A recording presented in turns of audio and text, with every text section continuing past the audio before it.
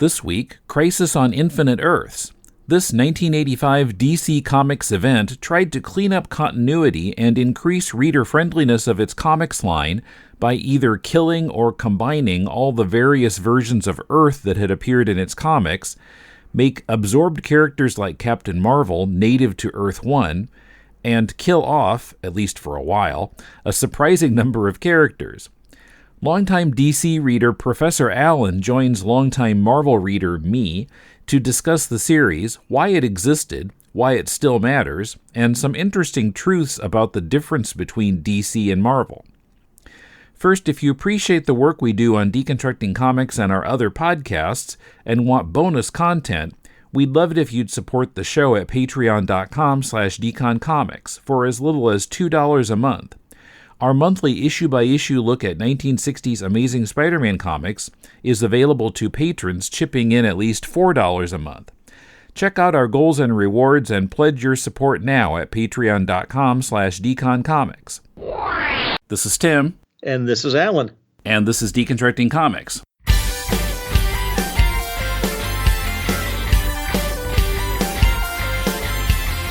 Welcome to Deconstructing Comics. This is Tim in Tokyo, and I'm joined by the voice that you hear in the Quarterbin podcast ads every so often on this show. That's right. Professor Allen. How you doing? Good. Good to speak with you again, Tim.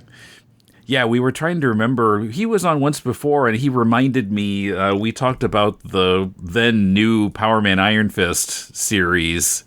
So that's been quite a while ago. Then new may have been 6 years ago. We're just trying to guess, maybe.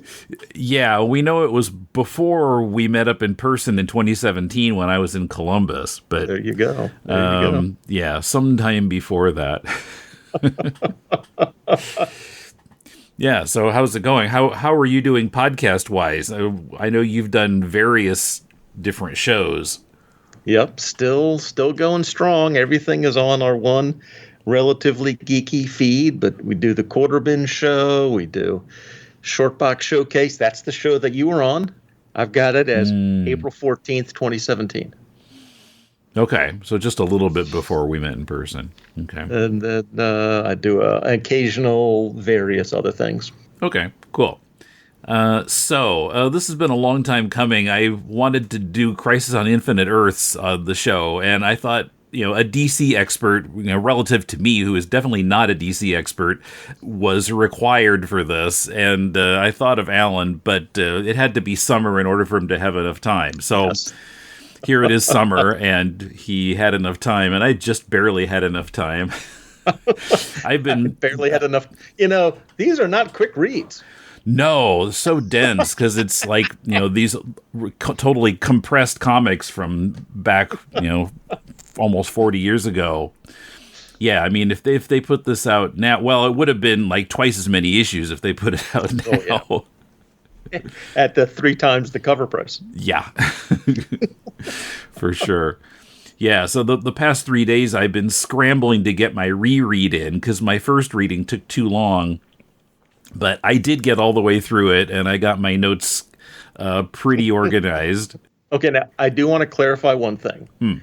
These were originally 75 cents, so now they would be 10 to 12 times. It's probably what they would be. Yikes. Right, so, the first issue came out January of 85. It was dated April of 85, and there were 12 issues, one a month. And I assume you read this when it came out. Yeah, my memory is that I had these as they came out. I do have all the issues, and I know that I'm too cheap to have bought them afterwards. So by definition, I'm pretty sure, because a couple of these are pretty significant and cost a few dollars. So I'm sure I got them at the time. It would have made sense. I was a DC, a total DC guy at the time. I was in college during this era. Mm-hmm. I had a local comic shop, so I'm sure that's where I picked them up, although I confess, for this one, I read them off the DC Infinite app. Mm-hmm. Okay. Instead of digging through the long boxes. Yeah. Sidebar to complain. I was reading these on Comixology, and in the olden days, I would have read it on my computer because I don't have a tablet, and I had Reading them on the phone is painful, but I had to read them on my phone because the browser reading experience has gotten so bad since Amazon took over. So, okay, there's my complaint. I've never been a Comixology reader, but all I've heard is for the last, 3 months, 6 months, pretty terrible experience. Yeah, I mean, on the phone, it's okay for current comics, but for an old one like this that's got so many words on a page, it's... I can only imagine. And I don't know about you, but my eyes are not as young as they used to be. No kidding. I could not even imagine picking up a digest and trying to read it. Oh, yeah. Yeah, like those paperbacks of the Lee Ditko Spider-Man that came out in the 70s, and they were like half the size of the original pages. Yeah, that I don't know if I could handle that anymore either. So, yeah, I was also in college when this came out. And actually, when I was in college, I kind of got off of reading comics because between college itself and I had a lot of pen friends at the time. And so my free time was spent writing letters. And I kind of got off on reading any comics at the time. I mean, my brother was still buying Marvels, and sometimes I would bring some with me to college and then never read them. But I had a friend at college who read both companies, played both sides of the street, and he handed me the first several issues of this and said, "Oh, Tim, you've got to read it." And it was like, why do I have to read it? Because I don't know most of these characters and it's not going to mean anything to me. I did read a few issues. I don't know, my memory's playing tricks on me here because I'm sure that this was spring of '85, and yet I'm sure that I remember seeing the cover art for issue 7, which couldn't have been out yet then. Sure. Yeah. Right. Superman holding dead Supergirl. That's the main image that I remember from then. So maybe it was in the fall that he handed me these. I'm not sure. But anyway, I did read a few. I never finished the series at the time. But yeah, I knew it was a big deal, and still, I think the ramifications of it are still felt today, although there have been more shakeups at DC since then. Although, to be fair, it's been 3.5 decades. So they're allowed a few. Yeah. Not quite as many as they've had. But so the reasons for doing this. So I guess Marv Wolfman, who was, of course, the writer, had been feeling like comics should have miniseries. And this was as early as 1970. But he was told in those days... number ones don't sell well, which sounds crazy to us now. But when everything was on the newsstand, people tended to like higher numbers of issues for some reason. I think it was more the newsstand proprietor preferred to have higher because they're a proven. They're a proven, a seller. Right, they don't want to take a chance on 327 issues, exactly. Carrying a new series that might last 5 issues. Yep. Although then who's going to buy it if nobody carries it? Somebody must have taken a chance on it. Exactly. But also, he had gotten a letter from someone who was a Green Lantern reader. Yep. Complaining about the continuity of DC. It was such a mess, and it was unwelcoming to new readers. So he pitched this series. And another complication, he doesn't really talk about it much, but DC had kept absorbing other comics publishers' universes when those companies went out of business and sold their characters. So I tried to do a comprehensive list of the companies. I mean, some of them had multiple characters, but The Flash came from All American Publications. And of course, that must have been way back. Captain Marvel from Fawcett. Blue Beetle from Fox Comics. Plastic Man and others from Quality Comics. The Question and others from Charlton. And then, of course, later on after this, they absorbed Wildstorm, too. Right. But, Marvel has not really had this pattern of acquiring defunct companies' characters. And, Wolfman says Marvel had such a feeling of unity compared to DC. And so he felt like that was a reason Marvel was eating their lunch. And I discovered a book that I really want to talk about on the show someday after I read it. Have you heard of this book, Slugfest? It's about the rivalry between DC and Marvel. I didn't put the author's name in this set of notes, but I put it on my list of things to read later. But Wikipedia quotes this book saying, in 1982, DC hired a researcher to go through their library and read every comic the company had published, a task that took 2 years. That is what we call a dream job. That's the dream job. Come on. That is Peter Sanderson. Every geek envies that.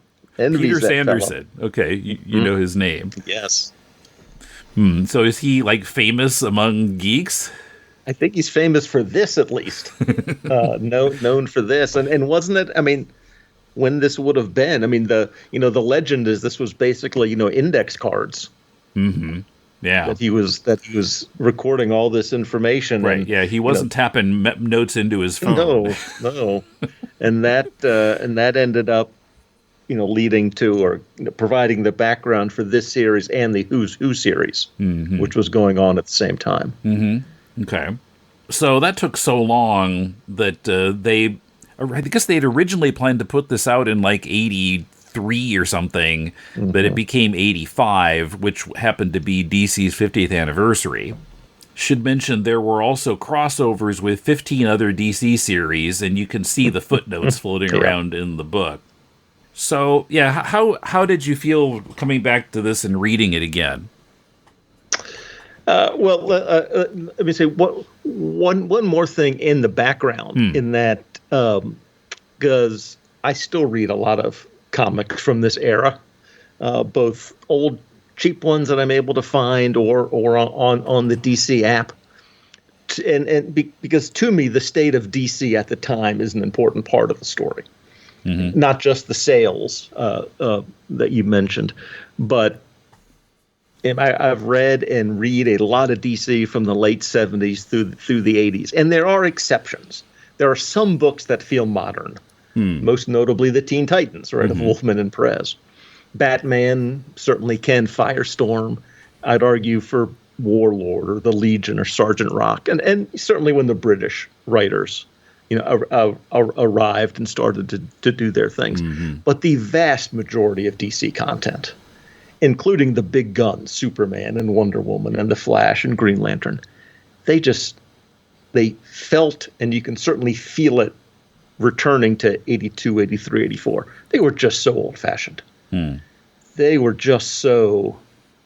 These could have been written in anywhere between 1957 and onward, some of these stories, especially compared to what Marvel was doing. And so, I mean, I will often read Supergirl or Wonder Woman or Superman or whoever it is, from this late pre-crisis era and think, you can see that things really had to change. Maybe not this dramatically, maybe not in this manner, but they needed to do something. They needed to do something, both creatively and business-wise, and obviously those two things relate to one another. You would hope.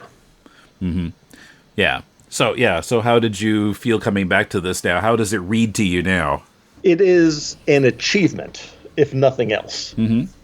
It is a creative achievement, both on the writing side and on the artistic side. You just marvel at the number of characters who are in the whole thing, much less in certain individual panels. Yes. Thinking about this, and I'm not sure how you would divvy up the slices of this pie chart. But to me, the series is three things. It is an epic comic book story. It's a celebration of 50 years of DC Comics, and it's a game changer for the future. It's intentionally changing things for the future. And again, how you want to weight those three those three pieces, can be argued, but it's attempting to achieve all three of those things. Okay. And in some ways, to me, in retrospect, maybe the celebration of DC might end up being the strongest part of this. Interesting. How so? Just looking back and seeing, they put every war character is in there. All the caveman characters are in there. All of the magicians are in there. I mean, basically everybody that Peter Sanderson felt was worthy of a 3x5 card is basically, for practical purposes, there are probably exceptions, but there's just so much in this, and so much of the DC history. Yeah. Maybe looking back, because the status quo that it set is 30 some years old. It's changed a dozen times. It's probably changed since we started this Skype call. That's the way the comic companies operate these days. The new 52. Yes. So the aspect of setting the plate for what's to come, that's less important. I still think it's a pretty monumental achievement, story and art wise, but maybe the lasting legacy is that the celebration aspect, the nostalgic aspect. They put Balloon Buster has a panel in here. Anthro is almost a significant character. Yeah. Right. I mean, there are the choices that were made in terms of who to focus on, which characters to give significant roles to. Is a joy and head scratching in some ways. Well, yeah. I mean, sometimes there are these scenes where like some character is doing something, and I'm like, do I need to remember this later? Is this going to be important? But you never see them again. Like there was some guy who, I didn't get who he was, but I think he had a cowboy hat on, and he got in a biplane and flew away. That was it. Yeah, there you go. That may well have been Steve Savage, the Balloon Buster. Okay. or another of those similar war characters. But yeah, so it was, for some cases it was just kind of checking a box. Okay, we got that one. He's in the comic. All right, goodbye. Exactly, Next one. Exactly. Yeah. Now, for me coming in, well, I mean, I had been, of course, as listeners of this podcast know, we covered Kirby's Fourth World. We did the first volume of Batman and the Outsiders, so that helped me somewhat. But still, a little bit, it felt like becoming familiar with Marvel by reading Civil War. Yeah, exactly. Like, who's this character, and who's this character, and what's the history of this? And I mean, yeah, you're right. I mean, it is an achievement that it could have been much more disorienting, I felt like. I mean, I think Wolfman got in enough little bits here and there that you kind of, okay, I see what happened here. Okay, Earth 2 Batman is dead. Okay. Flash was on trial for something before. Okay. So, yeah, he got in enough kind of background that you could kind of figure it out most of the time. Right. Although Earth 2 Robin was throwing me off here and there. Like, now which Robin is this? And yeah. I mean, it's confusing when you got multiple characters wearing the same costumes. It's not quite as bad as Dan Slott's Spider-Verse story. That one drove me nuts, but again, is it Roy Thomas at Marvel was credited with the idea of, every comic could be someone's first. Maybe. You should introduce some elements. That's not this. That is not this. Yeah, well, if this one is your first, good luck. It makes very little pretense, very little effort to be, as they say, new reader friendly. Well, yeah. I mean, I think, trying to make the line new reader friendly, but this book itself is not necessarily, although like I said, it could have been worse. It could have been much worse, I felt like. That's fair. So, I mean, I could kind of figure it out from the breadcrumbs that he dropped. I wanted to mention, I was surprised at how much humor there was. I mean, for example, I loved Killer Frost being changed by Psycho Pirate so that she loved Firestorm. And then Firestorm's comments. I actually got interested. I'd like to look back at some Firestorm. He seems like an interesting character. I will mention that when Firestorm joined what was created in the mid to late 70s, I guess, he was very specifically intended to be a Marvel style character. The premise of Firestorm is, instead of Peter Parker, instead of the science geek getting the superpowers, what if Flash Thompson got the superpowers instead? What if the sort of dumb jock that you don't like got the powers instead? And then I think Jerry Conway was the co-creator, so he was brought over very specifically to do a Marvel style character in the DC universe. So it's interesting that you sort of picked up a little bit on that. Yeah, I kind of felt my spider sense. Ooh, this seems like an interesting... I can kind of identify with this. Oh, okay, yeah, because I'm more of a Marvel zombie. Funny. That's funny. By the way, DC has too many characters with fire in their names. In this story, we had Firebrand, Firestorm, Firehawk, and Starfire, and maybe some others too. I don't know. There's more than one Firebrand, at least within the DC universe. So some of those names are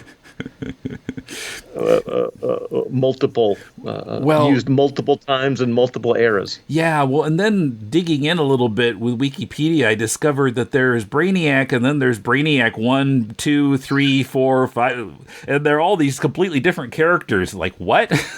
Did you run out of names? Well, Brainiac 5 of the Legion of Superheroes, part of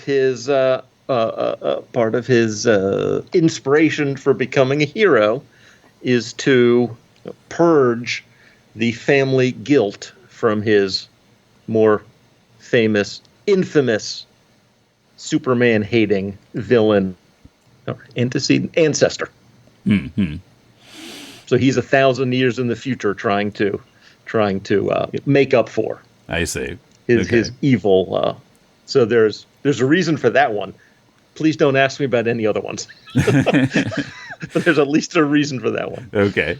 And yeah, Changeling has some good lines. And one other that I wanted to mention, when the original Brainiac kills Earth 2 Luthor, and everybody's just kind of shocked. And then Earth 1 Luthor says, "Good. Okay, boys and girls, here's the plan." Like, okay, it's done and done. Let's move on. Yeah, I mean, Luthor in this sounds so kind of avuncular and like a little bit jokey, but he's evil. I kind of like the way Luthor was characterized here. Now, one other element of DC that is incredibly different from Marvel, I was wondering what you thought of this. And I made this comment right there. It's at the beginning of issue 1. And it is, I am not kidding, one of my favorite parts about DC Comics. And that is the phrase that I like to use. It's not really a DC comic until a super smart talking gorilla shows up. Because there are probably a half dozen of them. There's a whole city of them. Well, there's a whole city, yes, a whole city and then a handful of others. Right. So well, I love talking monkeys in DC Comics. I saw Angel of Angel and the Ape, but I didn't see the ape in that scene. Was the ape He is elsewhere? later. I believe he is Sam Simeon. Oh, okay. Sam Simeon he is the elsewhere, ape. yes. Okay. Yeah, Yes. I remember that name popping up. Okay. I'm pretty sure Detective Chimp is in there somewhere, and a few others, and of course Solivar is one of the key characters at the beginning. Right. Now, I don't know how typical this is of DC, but Wolfman in this a number of times does something that you don't see in Marvel, where he gets so adulatory towards the characters. Like, they're the greatest beings that ever lived or ever will live. And, when Flash sacrifices himself, or when Supergirl dies, so you can hear the strings in the soundtrack. He's really trying to pump up the idea that they're self-sacrificing and so good and so forth. And Marvel has never really kind of swung that way. That's interesting. Yeah, I mean the DC characters tend to be gods, and the Marvel characters tend to be regular Joes. I mean, it's a broad stereotype, but I think what you're sensing there, I hadn't even thought about that. To me, it's more the water I swim in. But I think that's an insightful point. But yeah, I mean, that's always been like what Stan Lee was doing in the 60s, is making more kind of human superheroes. That was the whole thing. Like, Spider-Man is this neurotic guy, and he's skinny teenager, but he's Spider-Man. But Spider-Man has a lot of bad luck. Or, you can go on and on with that. So, I think that's another basic difference, aside from the talking gorillas. You seem unimpressed by that fact. There's a line. Sorry, go ahead. Well, I mean, I've heard, I think it might have been somebody at DC who noticed that comics always sold better if there was a gorilla on the cover. See, it's always all in the marketing. There was one, let me find it. There was one joke that I liked as well. I noted it, so let me find the panel here. The idea was, I don't know if it's Hawkman or somebody saying, the idea is about, heroes shouldn't be battling. It's Hawkman here. Obviously, something's wrong. Heroes don't battle other heroes without a reason. And I'm thinking, well, unless you read Marvel, because there's always misunderstandings. You always fight. Yeah, exactly. The first thing you do is you battle each other. So I thought that was a snide. Yeah, I think that was an inside joke. Right, because of all the letters that came in saying, who would win in a fight, Iron Man or Hulk? Exactly. So I think that was a little funny inside joke. Coming up, the appearance of characters from Jack Kirby's Fourth World, superhero deaths enumerated, did Crisis really make the DCU more reader-friendly, and more. But first, a reminder to join us for 20th Century TV and music trivia quiz videos and more on our Patreon page. Every month, patrons donating $4 a month or more also get a full-length podcast episode reviewing an issue of The Amazing Spider-Man by Lee and Ditko. And the transition to John Romita Sr. is coming up fast. Check out our goals and rewards at patreon.com/deconcomics. If you'd rather give a one-time donation, you can do so via PayPal by sending it to mail@deconstructingcomics.com. We appreciate your support. You like cheap comic books, right? Well, I'm Professor Allen, and I talk about cheap comic books on the Quarterbin podcast. In every episode, I'll dissect a single comic from my collection, as long as I paid no more than 25 cents for the issue. Forget about $4 new comics that you can read in 4 minutes, or crossover events that can cost $100 to collect. Join me in the Quarterbin, where even bad comics are a bargain, and good ones are a steal. The Quarterbin podcast is part of the Relatively Geeky Podcast Network. Visit us at relativelygeekypodcast.blogspot.com or search Relatively Geeky or Quarterbin Podcast in iTunes. I guarantee it'll be worth every penny. So I had to point out, issue 10, all the way through, has the separate black and white strip going across the bottom of almost every page, the monitor tapes. And I don't know, I didn't get an awful lot out of it, but just the idea of it felt like something out of an Alan Moore comic to me. Yeah. Maybe he was riffing on Alan Moore. it is one of those things that I did not remember it. So reading this, it's like incredibly jarring that it starts in issue 10 of 12. That there's no... Did Marv come up with the idea around this point? Or, you sort of wonder where the idea came from. If maybe if a little groundwork had been laid somewhere beforehand, it would not have... I mean, it felt like it came out of nowhere. Yes, and it kind of went nowhere, too. I mean, I didn't feel like it had a lot of information in it, and the main text never really referred to it that I caught. So, I mean, it was an interesting experiment, but, yeah, I think it was probably done better by more or others. Yeah, I think towards the very end, there's some idea of Harbinger / Lila doing something with these monitor tapes. Okay. To me, I like to think of them as early podcasts. That's clearly what she was doing. Lila was the first podcaster. Exactly. I mean, she's got time travel. You can see you can see the future. She obviously knew how lucrative podcasting about comic books was going to be. And so clearly wanted to. Right. After we record this, I'm going to go roll in my millions. So clearly that's what that was all about. Sure.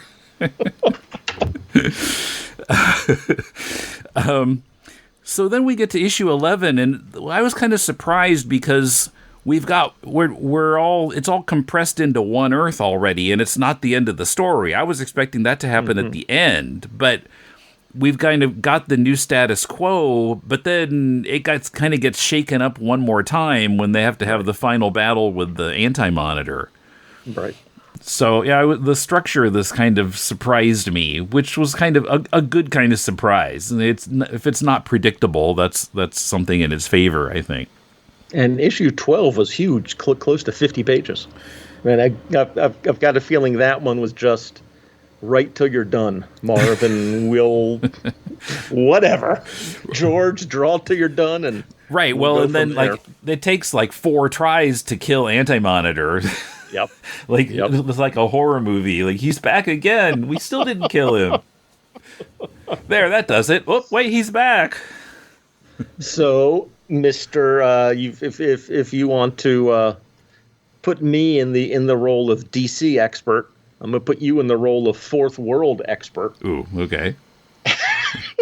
I think we're about as worthy of those titles as each other. So, what did you think of all of the Jack Kirby works in general that are here, and then specifically the role of Darkseid at the end? Well, yeah, we got Darkseid a couple of times. In that monitor tapes, there's a mention of the Forever People who are on the planet Addon. I forgot to go back and check if that was where Kirby left them or if they had moved someplace else in the interim. I was surprised I couldn't find Orion or Light Ray anywhere. Or Mr. Miracle. I didn't see him in there either. I'm not sure what the status of those characters was at the time. Right. But Darkseid kind of saves the day. He's kind of the hero. Well, yeah, he ends up having a positive effect, but then he says next time we meet, it'll be as enemies. I didn't understand why in his dialogue there were so many words that were in quotation marks. It didn't quite make sense to me. These odd words that were suddenly in quotation marks here and there. Okay, I'm not sure what they're trying to do here, but...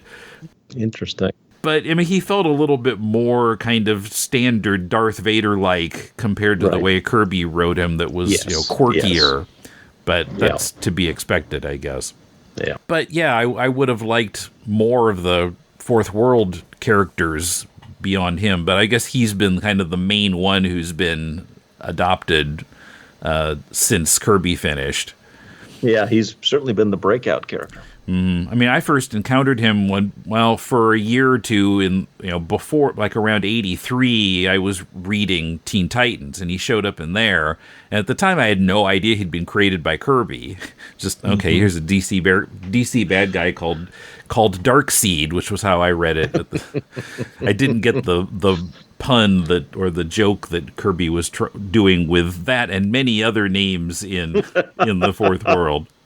Mr. Miracle and Big Barda sort of had some impact in the 90s as they were both part of the sort of the more humorous Justice League International title for a while. Then they were also spun off into sort of a domestic drama, domestic comedy, sort of, trying to make their way in small town America sort of story. Okay. With a humorous bent to it.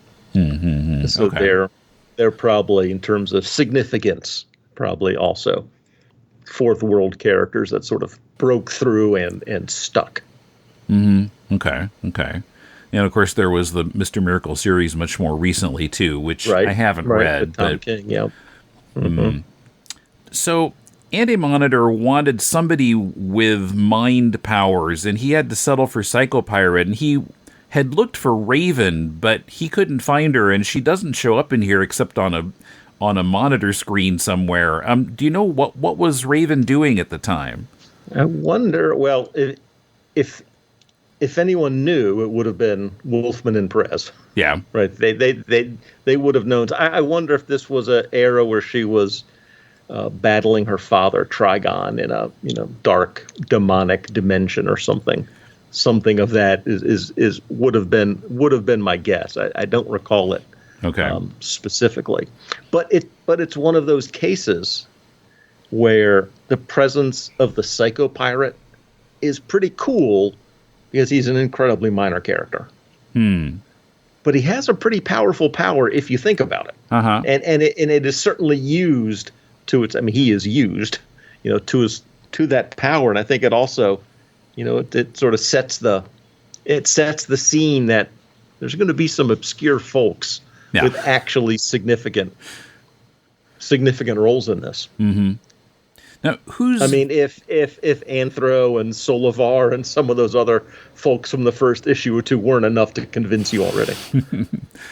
So whose villain was Psychopirate originally? Do you know? I want to say Flash or Green Lantern. Okay. Somewhere there.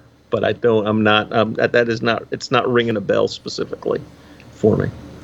Okay. Yeah, I've run across Psychopirate once before reading Grant Morrison's Animal Man. Right. Which we covered on the podcast a while back. So, of course, that's after this. I was surprised, and I don't know if this is a DC thing, but I was surprised by how often the heroes were calling each other by their real names. Rather than their, superhero names, in public.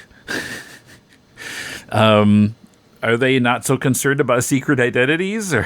Well, I think when all of the worlds are about to end, such formalities maybe go out the window. I guess so. Well, and there was this weird page, I lost what issue it was in, where Jay Garrick was addressed as Jay, and then, 2 panels later, Jason Todd is addressed as Jay. Look at Jay and Jay. Yeah, well. I don't know if you're aware of this, but there are other Tims who podcast. Yeah. Probably. Lots of Jays who are superheroes, I guess. Now, Phantom Lady shows up in this. Oh, yeah, she does. And, her costume's pretty distracting, what there is of it. But I realized I had encountered her before, too. A couple years ago, we talked about a book about the artist Matt Baker, who worked on her book back in the Quality Comics days.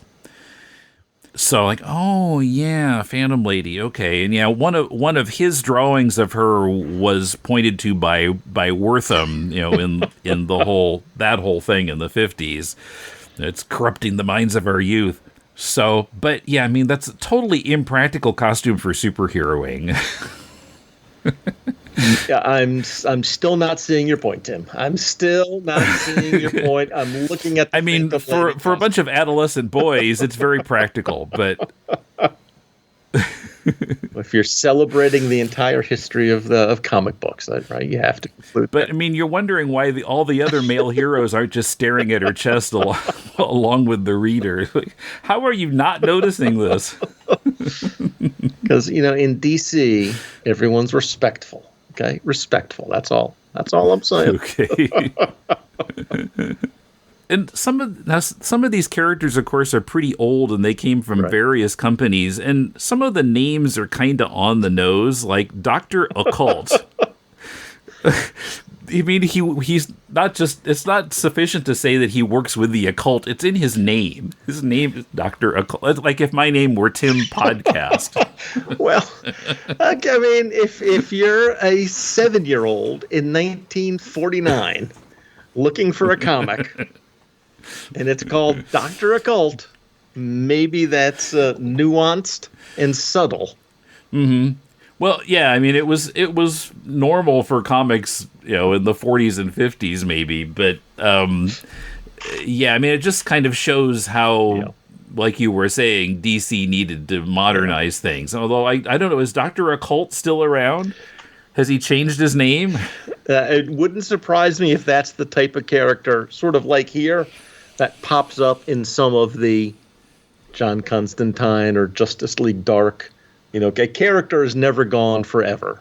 So it would not surprise me if a character like that is one of those ones that pops up as needed, or pops up if there's a gathering of the supernatural beings like here. Well, speaking of not being gone forever, there are a number of characters who appear to die in this series.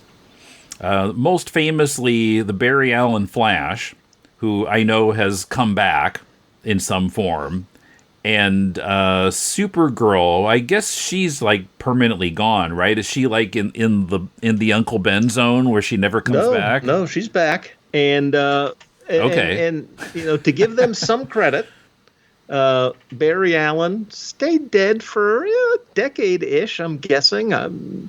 Wally West, who becomes the Flash in this series, was the Flash for probably close to 2 decades. But every comic has to eventually reset to the status quo, at least in DC. That and whoever the hot new Green Lantern is, eventually it's going to be Hal Jordan. Whoever the hot new Flash is, eventually it's going to be Barry Allen. Just that's just the cycle of it. Right. Yeah. Well, Marvel works the same way. I mean, I guess in the Marvel sense, they did their darndest with Spider-Man, right? With the Ben Reilly clone, they from all accounts, they had every intention of sending Peter Parker off to retirement and fully replacing him with Ben Reilly. But temporarily that happened. I mean, there's a little thing called readers. You just need to bring these. You need to bring these guys back, and of course, you are out of the American pop culture loop to some extent. But Supergirl and Flash have had TV shows in the last 10 years, as a matter of fact. So. Okay, of course, I wasn't sure if it was the same Supergirl. I mean, is it? What's her name? Yep, Kara? there was a Supergirl. A little bit like Hawkman and a few other DC characters, that the continuity becomes a little confusing out of multiple retcons and multiple reboots and the Supergirl that appeared immediately after Crisis was not this Supergirl, but was a protoplasmic matrix. Okay, Tim, protoplasmic matrix. Okay? Who Lex Luthor formed into the shape of Supergirl. Let's just stop here, please. Okay, can I do it? Do I even have to go on? And as we say, why? Because comics.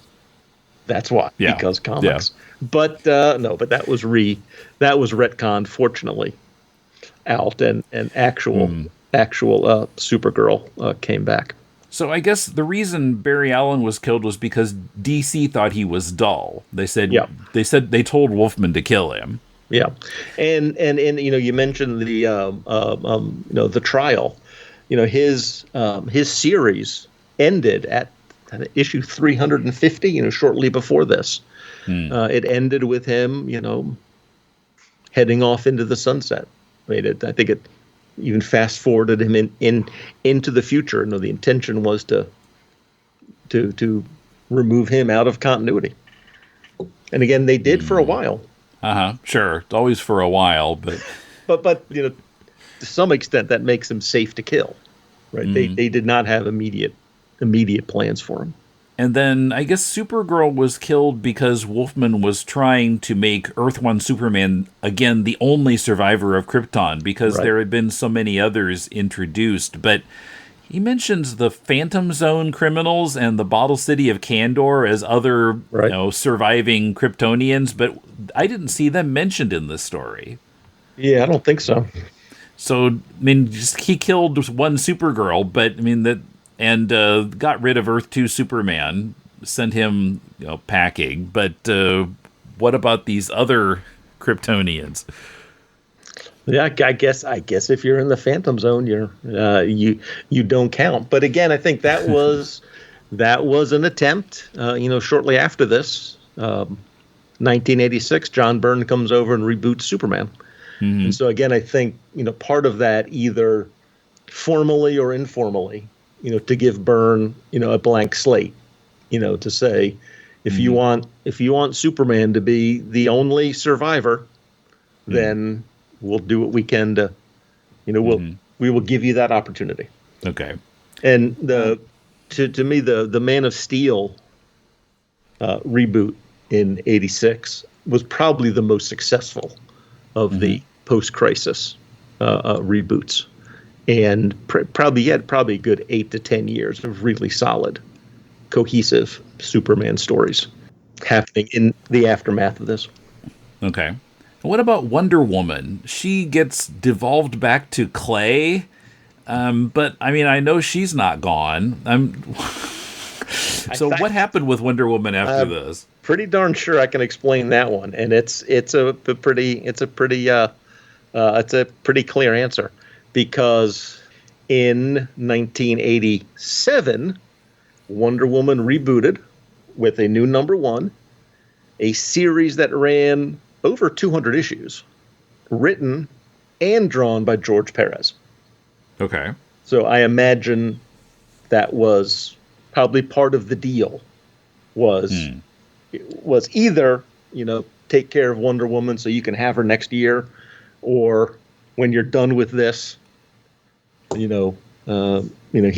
could sort of write his ticket and pick whatever character he wanted. So I don't know exactly how he ended up with Wonder Woman, but George Perez, again, not only drew that for the first couple of years, but actually wrote that new woman series as well. It's the same woman, not somebody else. Nope. No. The intention was to start everything with an issue 1. The intent was a really hard. Okay. And over in the succeeding years, you have similar treatments to Flash and Green Lantern and Hawkman. A lot of these characters get new, again, not necessarily new origins, in some cases cleaned up origins, streamlined origins, or simply rebooted origins. In a few sad cases, I'm a huge fan of Adam Strange. He got the dark and gritty 90s reboot in an absolutely terrible series that fortunately was quickly forgotten. And he was back to his happy, jetpack and ray gun ways shortly after that. And I tried to make a list of the other deaths. I'm not sure if I got everybody here, but Dove of Hawk and Dove is killed by one of the demons.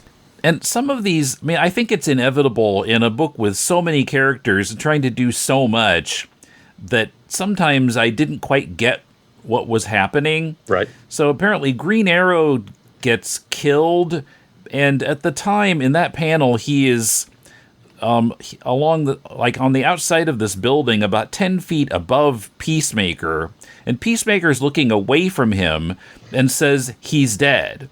And I wasn't sure who he was talking about. How he could not even looking at Green Arrow. How would he know Green Arrow's dead? Yeah. And then I wasn't even sure until like the last issue. You see a newspaper that mentions Green Arrow is dead, and presumably that was also temporary. Again, this was intended as a reboot, so everything that happened here was intended to be temporary. Okay. In the sense that this closed the book, and we started a new book. So the answer to every one of your questions is yes and no. Okay. I mean, some have not come back. Some of the War Comics characters I guess have not come back, et cetera. Cole of the Teen Titans came back briefly and then disappeared again, I found. Yeah. Cole is not a significant DC character, and I'm sure they have tried. Again, if you have this many characters in your pool of intellectual property, you will try bringing them out every dozen years or so and see if you can get a version that sticks. And then Earth 2 Robin and Huntress, I imagine killing them was just because we already had a Robin and a Huntress. Yep. And again, Huntress was one of those characters that was, again, rebooted and given a slightly new origin. The Earth 2, that Huntress was the daughter of Batman and Catwoman, right, on Earth 2. And if you're, it's one of those, if you eliminate Earth 2, you eliminate that character, so you need to reboot, and she was given a different, grittier, mob-related origin story. I wonder if you can help me understand this. At the end of issue 3, it appears that 30th Century Metropolis and the Legion of Superheroes are destroyed, but the Legion of Superheroes didn't go away. So was their Earth not destroyed, or were they not killed? Or there are a couple of things happening with that one. The broad one is that one of the confusing parts about the DC continuity wasn't so much Earth 1 and Earth 2 and the Fawcett and the Charlton characters. It wasn't that so much. A lot of it had to do with the future, that there were various versions of the future that had been presented and that they were all incompatible with each other. Yeah, and the end of the book kind of acknowledges that and says that's not solved yet. Yeah, I mean, but they talk about something called the Great Disaster, which is a version, sort of a, not exactly, but you can sort of think a Planet of the Apes type of a post, cataclysm type of future. But then you have the 30th century Legionnaires in super science, Star Trek thriving universe. Those are just two examples of fundamental incompatibilities. And so that was one of the things they wanted to address. And the Legion in particular is one of the groups, along with Justice Society and a few others, that in this reboot mania, they really get hurt. Because when John Byrne comes along and reboots Superman in the aftermath of this, he did not want Superboy. He wanted Superman to become a hero as a young adult. Problem is, if you eliminate Superboy is a founding member of the Legion of Superheroes. Okay. So the John Byrne Superman reboot made the Legion impossible. And so whether they were thinking about that here in Crisis specifically, or they just knew they needed to clean up their version of the future. I think that's probably what was happening in all of those future timelines in this series. Okay. Well, you mentioned, and you're definitely right, we need to talk about the late, great George Perez and his work on this. Yeah. So what particularly stuck out to you about his work here? Yeah, I will say that in general, when it comes to comic books, I am almost exclusively a story-first person. I know comics are a visual medium, all that. I know. People have been telling me that my whole life. But for me, if you don't have a story, great art can't save it. And I know there are people who disagree with that, who will take a terrible story if it looks great. Okay. But that's not me. But I can genuinely say this series would not have been what it was without the detailed art of George Perez. And it's easy to say in his recent passing, but it is hard to think of an artist who was better suited at group comics. He appeared by all, everything we've heard, to love group comics. The Avengers, Teen Titans, whatever it was, to love packed panels and as many characters as you can on a page or in a panel, and that is totally what this is. The combination of Wolfman writing to that strength and Perez bringing that unbelievable skill to the game. Right. Well, and I guess Perez was having a blast because he got to draw like every DC character. He really enjoyed doing that, and not only that, but I mean, there are some scenes where, like in issue 9, for example, there's a scene where he gets to draw dinosaurs, biplanes, a Native American teepee, a volcano, a pterodactyl, and some futuristic-looking building, all in the same panel. Absolutely. And I think it's one of the early scenes, in issue 3 or 4, I remember when the heroes start gathering on the satellite. And I think it's a 2-page spread. Again, I was reading it digitally, but I don't know, 75 characters in that page. Maybe. I mean, it's stunning work there. Yeah, I mean, the second time through, I was kind of watching more for Batman villains. Oh, there's Riddler. Oh, there's Penguin. There's Catwoman. Of course, Joker has a speaking part, so you can't miss him. That's right. So, yeah, I mean, almost anybody you would want to find, I think, is in there somewhere, even if they're way in the background of some panel. Again, I mentioned the Balloon Buster. I have a friend online who had a Balloon Buster blog covering every appearance of Steve Savage, the Balloon Buster. I mean, it was not a long blog. It was not a long, project. But the fact that if you're a fan of the War books, if you're a fan of the Losers, if you're a fan of Sergeant Rock, I'm a fan of the Warlord character. They're all here. They're all here. Maybe for a page. Maybe they die. Maybe they survive. But they get recognized. Some of the other, big intricate drawings, like in issue 7, the Anti-Monitor's Fortress. I mean, so much imagination and work went into that double-page panel. You just kind of gawk at it. Yeah, this is a case, I think, where the team that had worked together for at least 5 years or whatever it is on the Teen Titans book, they came into this as they say, as the well-oiled machine. Yeah.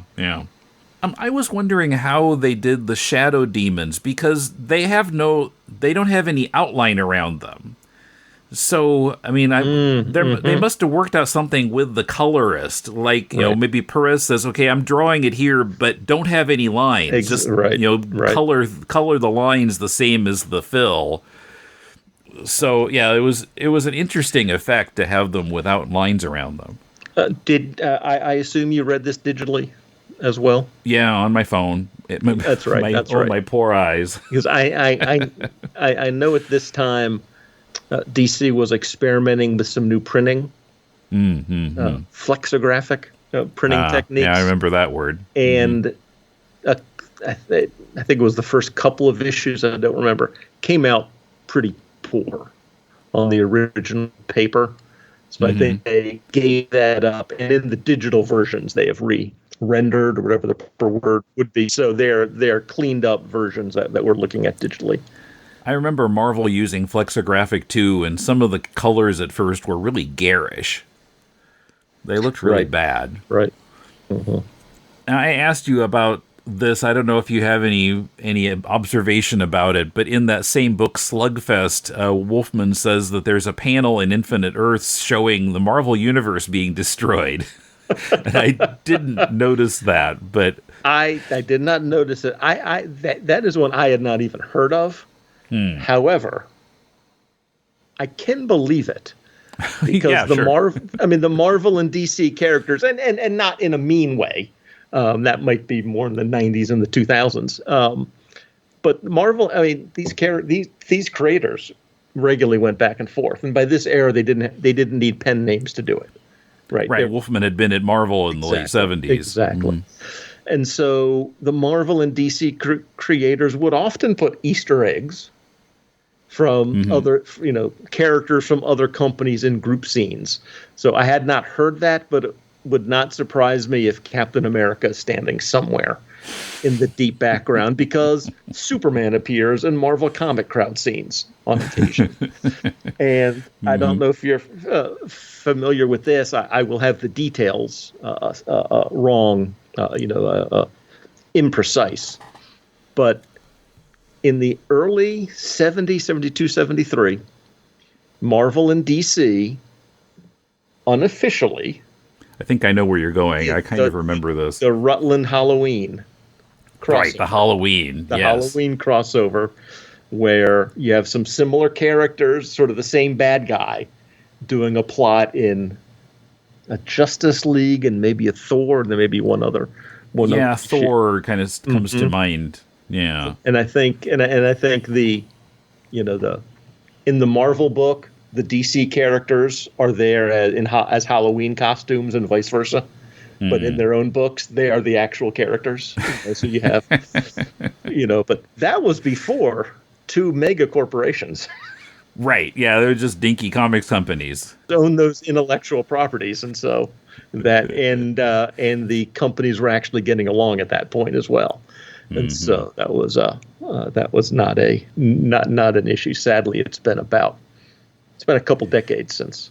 Well, I guess in the aftermath of the announcement of Perez being ill, they re-released the art, the JLA Avengers crossover in a very limited format.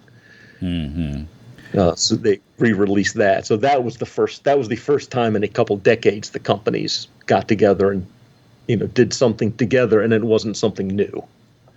Right. Well, it was something that he had worked on, and then it kind of fell through at some point. Yeah, I think that's right. And I'm not sure if it was simply to honor him or to throw some royalties his way, or whatever the intention was. I know that got re-released in a limited format. So I guess this made the universe reader friendly, at least temporarily. What's your take on how well they achieved that goal? Yeah, I sort of harken back to the New 52, which really would be the last time that DC did something this significant. Although Crisis was more significant. I mean, DC, the New 52 now, 11 years ago, that had a few hangers on, wink, wink, we'll let this continuity continue. But Crisis really was the classic hard reboot. But the lesson is that every jumping on point is a jumping off point, potentially, as well. I mean, when you close the book, you can say, okay, I'm done. Yeah, some readers say, okay, I'm done. Yep. Not picking it up again. But that applied to the New 52. It applied to all of Marvel's reboots, etc. But I do know of comic book fans who are a little bit older than us. Yes, Tim, they do exist. Who were really upset by this. Because this was the ending of their universe. If you love the Bronze Age, my childhood. Yeah, exactly. And so the anger that some felt at the New 52, there were others who felt that at this point too. Sure. I've been with you my whole life, and now you're saying none of that mattered. I mean, that's the way geeks. That's the way geeks always are. But all that having been said, I certainly think in the immediate aftermath, 5-10 years, I would say yes, that it worked. Continuity became king. The first handful of, let me just step back and say, There are lots of ways of dividing up comic book history: Silver Age, Golden Age, Bronze Age. But in DC, we still say pre-crisis and post-crisis. Mm-hmm. I mean, is that significant a delineation in time that we still use that terminology? So we really don't say pre-New 52, post-New 52. I mean, they wanted us to, but come on, we don't say. We still say pre-crisis, post-crisis. So in that sense, the significance of the event is still recognized, and so it's kind of BC and AD. Exactly. That's the analogy. And for 5-10 years, they did a pretty good job rebooting the characters, keeping tight, cohesive storylines. After that, too many creators to get enough power and enough popularity that they can go their own way, do their own thing. Editorial struggles to rein them in. Yeah, well, that's the thing. I mean, you can weed the garden, but the weeds are going to grow back. Exactly. Perfect analogy. So yeah. So I mean, you can't permanently make it simpler, I think. Yeah, and we do have multiple Earths again, and all those things. But again, if you're a fan of the Justice Society or the Legion or some of those groups that really got hosed in the in the aftermath, and the Legion really hasn't recovered in terms of creativity, popularity. There've been moments, but it has just been in a cycle of reboots, for 35 years. You can argue every character has been, but there were certain characters and certain elements that really got hurt in this. And if you were a fan of those, then certainly you take it harder. Yeah. Okay. Well, yeah, good to talk about this, and it's educational for me to find out what the other half was doing while I was reading Spider-Man and Iron Man. I've listened to your shows 10 plus years, whatever it's been, and it strikes me that hearing you talk to Milele and others, there's sometimes that it seems to me that you want extra panels, to connect specific plot points. Mm-hmm. And, I think in this series, though, we have 12 issues. I just did the rough math. There are about 4,000 panels in here, Tim, so I hope you didn't need a few more, because poor George, come on, didn't he do enough for you? Well, yeah, on some of those deaths, I did want them to be a little clearer. I needed a couple more panels, but yeah, I mean, there's one thing this doesn't. Like I said, it's inevitable that something's going to be fudged. There's something we didn't need here is more panels, okay? Where's issue 13?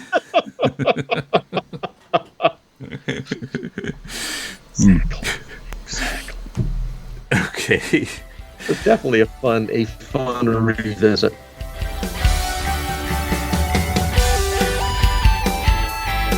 Crisis on Infinite Earths is published, of course, by DC. You can help the Deconstructing Comics family of podcasts by joining us on Patreon at patreon.com/deconcomics, and go to deconstructingcomics.com to connect to us on Twitter, Facebook, or YouTube, to shop on Amazon to support the show, and to find links to subscribe to the podcast. Our theme is by J.B. Anderton.